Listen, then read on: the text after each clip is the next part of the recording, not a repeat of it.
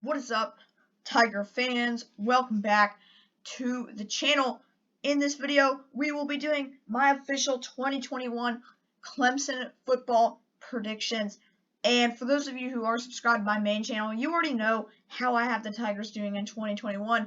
But in this video, we will be going more in depth on every single individual game. So you will not want to miss that. But for those of you who aren't subscribed to my main channel, that is linked in the description. Lots of college football content over there. And we just wrapped up our predictions around the time that you guys are seeing this video. Without any further ado, let's get in. So first, we're going to look at the Tigers by the numbers. So on the left side, you will see Clemson's offensive statistics from 2020. And on the right side, you will see Clemson's defensive statistics from 2020. And we're going to talk about the Tigers and what Clemson has, what Clemson loses. So, in 2020, Clemson averaged 43.5 points per game, and that was good for third in the country. As far as passing offense, they were sixth in the country, averaging 348.5 points per game, or 348.5 passing yards per game. And then rushing offense wasn't great, and that was due to a bad offensive line. Travis Etienne, he really had nowhere to go. The run blocking was horrible. The pass blocking, it wasn't amazing, but, Trevor Lawrence, he had time to air the ball out, but Travis Etienne and the rushing offense was ranked 76th in the country, averaging about 154 rushing yards per game, and the offense was ranked 10th in the country, averaging just over 500 total yards per game. So it was a very good season for the Tigers, of course. Clemson had the regular season loss to Notre Dame, and also the blowout loss to Ohio State in the college football playoff. But in this video, we will just be looking at the regular season games. And defensively, Clemson allowed 20.2 points per game in 2020. That was good for 18th best in the country.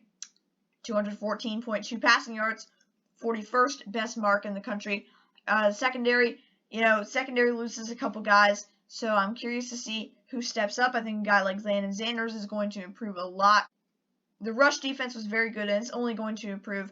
112.7 yards per game allowed. That's good for 14th, and total yards was also 14th in the country, allowing 326.8 yards per game. So I think that Clemson is going to have another very good season. So first, let's look at the passing offense. Quarterback DJ Uconn is under center for the Clemson Tigers. This will be his first full season as a starter. Started 2 games when Trevor Lawrence had COVID last season, and he looked amazing. He led the Tigers to a comeback victory over Boston College, and he led the Tigers to a narrow loss at Notre Dame, who made the college football playoff, and DJ is not the real reason why we lost that game. Sure, it would have helped to have Trevor, a more experienced quarterback, but DJ did just fine. So the passing offense, I think, will be very good. DJ is a very accurate, strong-arm quarterback. He's still got some things to work on, and he's young. So he's going to have some growing pains, but I think overall the passing offense will be great once again in 2021. He's got a great group of receivers to throw to, led by the return of Justin Ross, and that is a big storyline in Clemson camp right now. Justin Ross returning after missing all of last season with an injury. So he's coming back. We have E.J. Williams, who is going to have a great impact this upcoming year. Frank Latz and Joe Ngata, if they're able to stay healthy, they could have big years as well. And overall, this is going to be a very good passing offense. As for the rushing offense, the offensive line is going to be an issue. It was last year, and the Tigers now got Jordan McFadden sliding over to left tackle, an inexperienced right tackle. We're going to have a walk-on playing at center.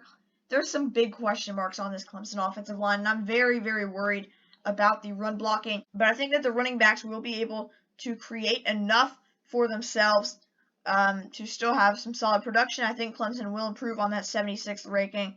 I do think that the offensive line will improve in the rush blocking department. Now for the pass defense. The pass defense, at one corner spot, Clemson has Andrew Booth, who people are hyping up as a potential top 15 pick in the 2022 NFL draft. He's a great cover corner, super athletic, just about everything that you would want in a cornerback. And then you have experienced Nolan Turner guiding the secondary. At safety, Landon Sanders is the other safety. Very rough year for Landon Sanders in his first year as a starter in 2020, but I expect him to improve a lot in 2021. I think Landon Sanders could have a little bit of a breakout year.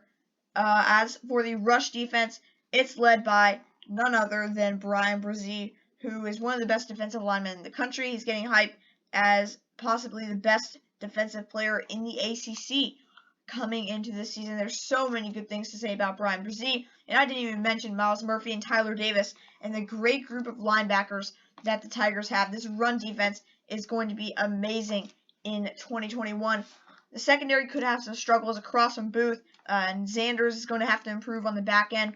But I think that the run defense and the pass rush, that front seven as a whole, will really almost carry this defense. I don't want to use that terminology, but I think it's going to be that type of way where we're going to see this front seven perform at such a high level, but that the secondary can have their struggles, and they're going to have their growing pains with guys like Landon Sanders who are still learning back there. But this is going to be a very good defense overall. I expect the Tigers to be top 20, if not higher, in points per game, in total yards, in rush yards, and maybe even in pass defense as well. I think the Tigers are going to have a great defense. And on offense, I think it's all about the offensive line. Clemson has the talent at the skill positions. DJ Uiagalelei is a fine quarterback. He's going to be excellent if he's put in the right situation with the right talent around him. And it all starts with the offensive line. Clemson will have a capable running back, whether that is Lynn-J Dixon, Kobe Pace, Will Shipley, whoever the running back is. Clemson will be just fine if they have an offensive line to run behind. And that is a big if. But I do trust Dabo Swinney to address what was such a huge issue for the Tigers in 2020. So I do expect the offensive line to improve. I think that Jordan McFadden moving to left tackle will be fine because Clemson gets a super talented player in a right tackle in Walker Parks. I do believe that the offensive line will improve. I do believe that the running game will improve. And that would also mean time for DJ Uiagalelei to find a group of receivers in the passing game that might be the best overall group of receivers in the country. And Justin Ross returning is going to be a big deal. We'll have to see how he adjusts, and we'll be learning more about him. But that Week 1 game against Georgia is going to be huge, not only, of course, for Clemson's season, for Georgia's season, but also for Clemson's star wide receiver in Justin Ross getting back into the game, because he can be such a difference maker if he's able to be comfortable on the field, able to be fully healthy. But now we are going to get into the schedule for the Tigers. So you see the schedule on the left side of your screen, and we're going to go game by game and pick these.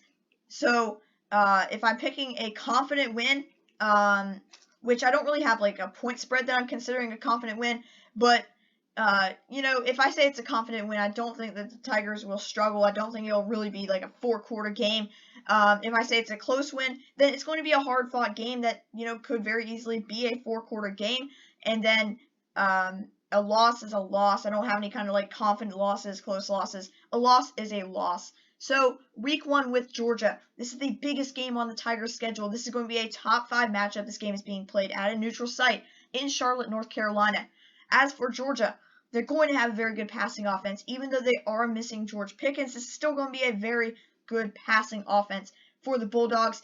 JT Daniels, one of the best quarterbacks in the country coming into this season, and he's got a good group of receivers.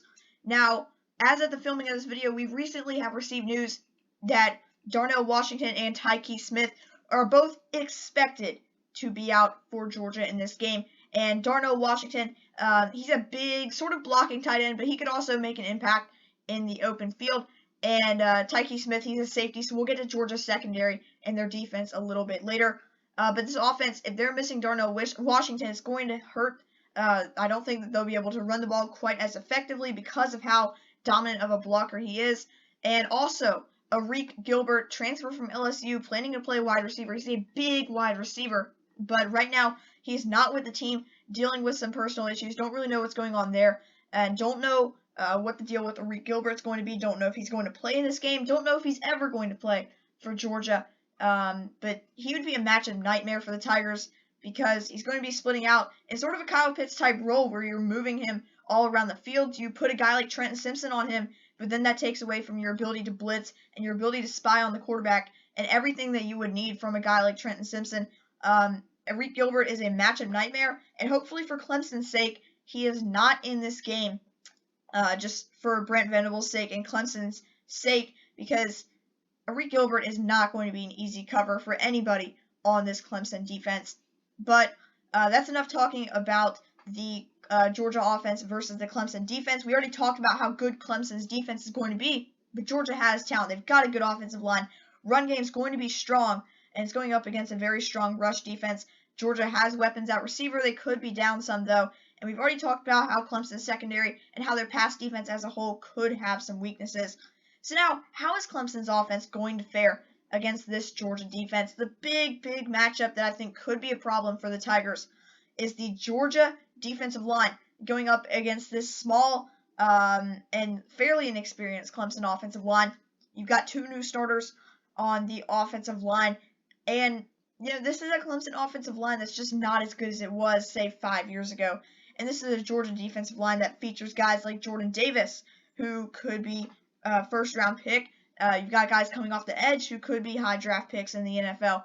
Lots and lots of talent on this Georgia defensive front.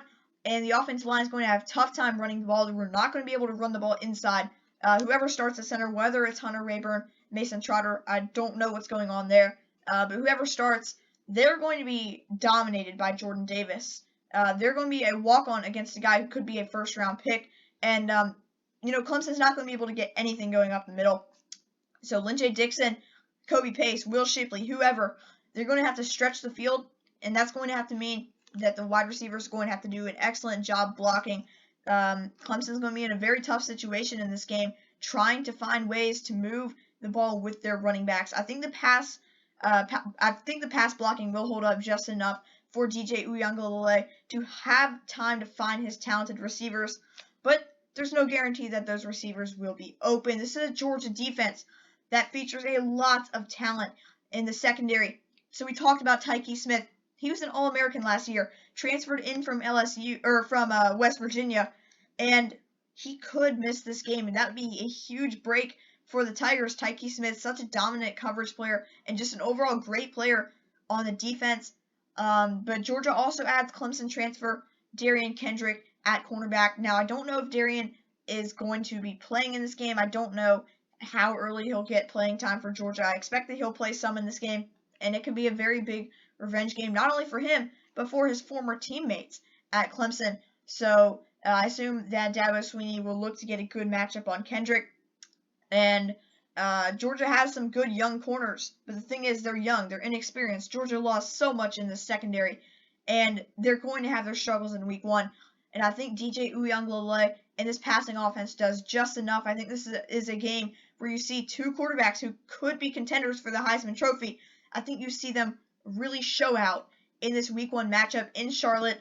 But I have the Tigers getting a close victory, and there's no guarantee that this is a Clemson victory. I'm really going back and forth on this game, and the game is not until August 4th. So I have an official preview and prediction for the Clemson versus Georgia game, and there I'll talk basically repeating this stuff, but obviously it'll be after more research and more injury news and everything regarding this game. So there's no guarantee that I'm picking Clemson when the time comes around for my official preview and prediction of that game.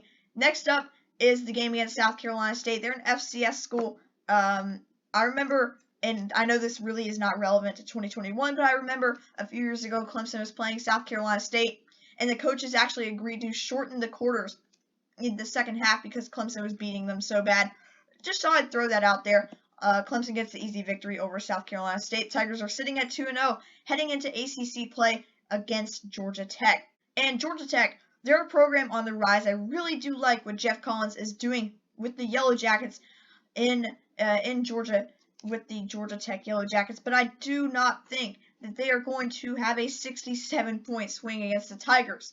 Sure, they're not going to lose. They might not lose by 50 points in this game, but Clemson won this game 73-7 last year, and, it's just not going to be that kind of 67-point swing. I could see Georgia Tech keeping this game maybe within 30 even, but Clemson is going to handle Georgia Tech. The run defense is Clemson's biggest strength, at least on the defensive side of the ball, and that's Georgia Tech's biggest strength on offense is running the ball. So what Georgia Tech is great at. Clemson is going to be able to shut down. I think that Georgia Tech just will not be able to score. Jeff Sims, he's still very inexperienced, very inefficient. So I do think that Clemson gets a pretty easy win over Georgia Tech. Now this game at NC State on September 25th. So week 4, you're 3-0, have that win over Georgia. You're 1-0 in the ACC. And now you're traveling to an NC State squad that could be one of Dave Doeren's best. With the Wolfpack, you've got Devin Leary. He's coming back from an injury at quarterback, but he's got a great group of receivers to throw to, has an amazing running back in Bam Knight. But we've already talked about how great Clemson's run defense is.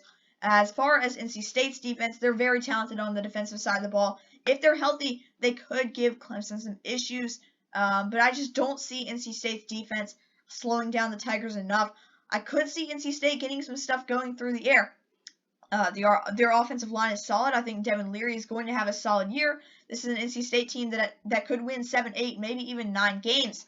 So I'm picking the Tigers. And even though I'm saying this is a confident win, I don't think Clemson handles this game very easily on the defensive side of the ball. But I think the offense has a huge day. I think DJ Uiagalelei has another great game. And I think Clemson, this is a game where you're going to look to run the ball. And, with the offense, with the passing game having so much success, you're going to look to open up the running game. Here, late in this game, I think Clemson is able to score enough points, but I could see Devin Leary and his good group of receivers having a nice day against this Tigers secondary. Now, on October 2nd, you're playing Boston College. This is a Boston College team that had the Tigers in a very bad situation in Death Valley last season. They were beating Clemson for a large chunk of that game. That was actually DJ Uiagalelei's first start. And DJ played very well, but the defense could not slow down Phil Jurkovic and Zay Flowers early in this game. Boston College, they still have Zay Flowers, their top receiver. As I mentioned, Phil Jurkovic is going to have a big year for the Eagles at quarterback. But they lose Hunter Long, who's one of their top receivers. This passing offense is still going to be very good, but it's not going to be quite as deadly as it was last year. Boston College, though, they have a great offensive line. Clemson's defensive front is the strength of this defense. Boston College could most definitely score some points in this game. They're going to look to air the ball out. That's where Clemson is weaker on the defensive side of the ball. But this is still a Boston College defense that's sort of rebuilding. Just a few years ago, they had one of the top defenses in the country. Now it's sort of in the middle, and it's still rebuilding. Year 2 of Jeff Hafley. I don't think Boston College slows down the Tigers enough. This is another win where it could be a close win, but I think the Tigers will score enough points. So now you've got a bye week, and you're heading to Syracuse, and this is a Friday night game. Last time Clemson traveled to Syracuse on a Friday night, remember back in 2017, Tigers had Kelly Bryant at quarterback, and Syracuse upset Clemson and then did not win another game for the rest of the season. That's not going to happen again. That Syracuse team was much better than the Syracuse team that we will see this year. That Syracuse team had Eric Dungy. I don't know how this year's Syracuse team is going to score points on Clemson, even if the offense has a slow game, even if it's one of those games where maybe DJ Uiagalelei just isn't throwing super accurate passes, and maybe the offensive line struggles. I don't see how Syracuse scores enough points to even keep this game competitive. I am taking the Tigers in a big one coming off of the bye week. Now, you're coming off of that win against Syracuse. You technically have an extra day to prepare for this road trip up to Pittsburgh. And Pat Narduzzi, they always play their best in the big games. Think in 2016, Pat Narduzzi and the Pitt Panthers, they came into Death Valley and upset the eventual national champions. That was a team with Deshaun Watson. The next year, they beat a Miami squad that I believe at the time had one loss. Regardless, that was a very good, highly ranked Miami squad that would later make the ACC championship game. Pitt knows how to play well in the big games. Pat Narduzzi is a very good coach. This is a Pittsburgh defense that's still going to be good. It's going to be a good passing offense. Kenny Pickett, one of the better, more experienced quarterbacks in the ACC, and a guy like Jordan Addison is going to have a big game in this one because Kenny Pickett is going to be looking his way so much. That's how Pitt is going to score points on the Tigers. I think this is another one of those games that maybe Clemson has some offensive struggles, but I think the Tigers still score enough. However, I am marking this one as a close win. I think Pitt could keep this one relatively close. I'm talking maybe 2 touchdowns. I think this could be that type of game, similar to NC State and Boston College, but I think this one is just a little bit closer. And I don't want to sound harsh with this next game, but Clemson is going to obliterate Florida State. I'm sorry to any Florida State fans. I know that Florida State is going to improve. They hit the transfer portal very hard. But if you remember last season, Clemson was in Tallahassee to play this game, and Florida State backed out due to some COVID issues. Dabo Swinney was not happy at all. The Clemson team was not happy. They're going to have a lot of motivation. I think that Florida State comes into Death Valley knowing what is going to happen. I think that the Tigers absolutely obliterate an improved Florida State team that could have an improved offense. You're going to have a solid run game. Maybe you see Mackenzie Milton at quarterback, and it's going to be a solid defense. Maybe the offensive line struggles a little bit against Florida State, but I do not see the Seminoles having much success on the offensive side of the ball in this game. Next up, the Tigers head to Louisville. Louisville's just not a team that's built to beat Clemson. Malik Cunningham, he is not going to be able to get things going through the air. He loses a lot of his top targets. Clemson, the secondary, is going to have a big game against Louisville, and the run game for the Cardinals could be solid, but that's also Clemson's strength on defense. So I don't see Louisville scoring a lot of points in this game. I think that we see some turnovers from Louisville, and I think this game gets out of hand fairly quickly. Louisville had the best passing defense in the ACC last year, so maybe this is a game where you see Dabo Swinney and this Clemson offense look to run the ball a little bit more and try to establish that run game as you're heading down to the stretch and preparing for the postseason. So I could see this being a game. Maybe it's a little bit lower scoring for Clemson because they're focusing on running the ball and things like that. But that's also what this next week is for. This game against Uconn. Uconn has one of the worst defenses in college football. The only good thing about Uconn is their running back, Kevin Mensah. And, you know, Clemson's run defense, it's really good. He's not going to have a great game this one. I just don't think that he's going to stand a chance against that Clemson defensive front. But this is one of those games, just like Louisville, I think because of the opposing team, maybe you try some different plays as you're coming down towards the postseason. Clemson dominates Uconn. They're up to 10-0. Next up, Wake Forest. You've got to watch out for Wake Forest here because you don't want to be looking ahead to a rivalry game. And even though Clemson is much better than South Carolina, rivalry games are rivalry games. And we'll get to that in just a second. Wake Forest are going to have a good offense. They have probably the best wide receiver duo in the ACC. And they've got a very good quarterback in Sam Hartman as well. Maybe they can try to run the ball some. But defensively, Wake Forest is not going to be able to slow down. And offense is going to be fully in rhythm by November 20th. So as much as I want to say that Wake Forest can keep this game close, I think that DJ Uiagalelei and Sam Hartman put on a show. I do think that Sam Hartman has a good game, but I don't think it results in points because Wake Forest is going to be so one-dimensional in this game. I really do believe that.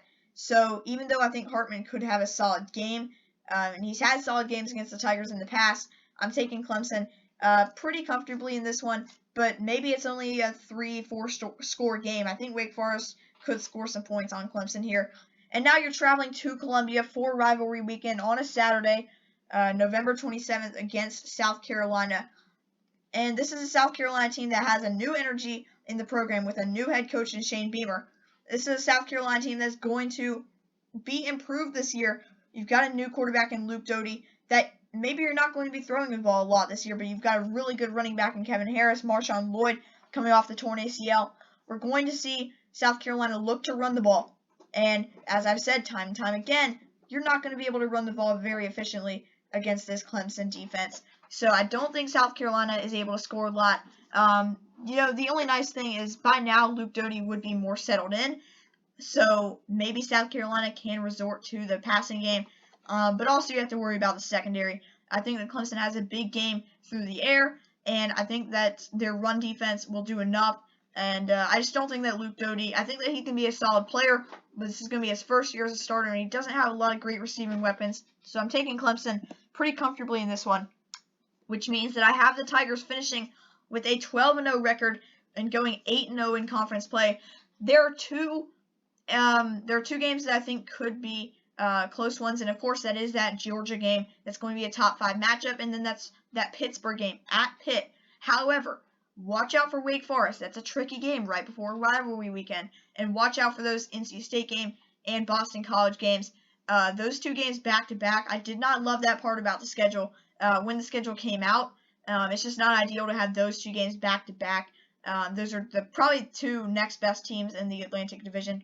But I do think Clemson takes care of the ACC, and I do believe that the Tigers will beat Georgia in 2021. But I am really close on that Georgia game. Georgia has a lot of advantages, but so does Clemson. So we'll have to see how that one shakes out. But I am super excited for this college football season, and I'm super excited to see the Tigers back out on the field. Hopefully this year is more normal than it was last year, but just college football as a whole, every single year, when it cycles back in, it's amazing, and this year will be no different. But thank you guys for watching. Be sure to leave a like if you enjoyed, and let me know in the comments, what do you think Clemson's record will be in 2021? I, of course, have Clemson going 12-0. I think the minimum for Clemson is 10-2, which would obviously be a loss to Georgia, and then maybe a slip up in ACC play against maybe NC State, Boston College, Pitt, maybe Wake Forest. One of those trickier games in ACC play. I think that's the very minimum for Clemson, though. Even though the Tigers do lose a lot of talent, they still have so much. They're just like Alabama and Georgia, Oklahoma, Ohio State, all these top teams year after year. They don't rebuild. They reload. But thank you guys once again for watching. Like, subscribe. Let me know in the comments how you think Clemson will do this year. In my main channel and my live streaming channel, each linked in the description, as they always are. And I'll see you guys next time. Go Tigers.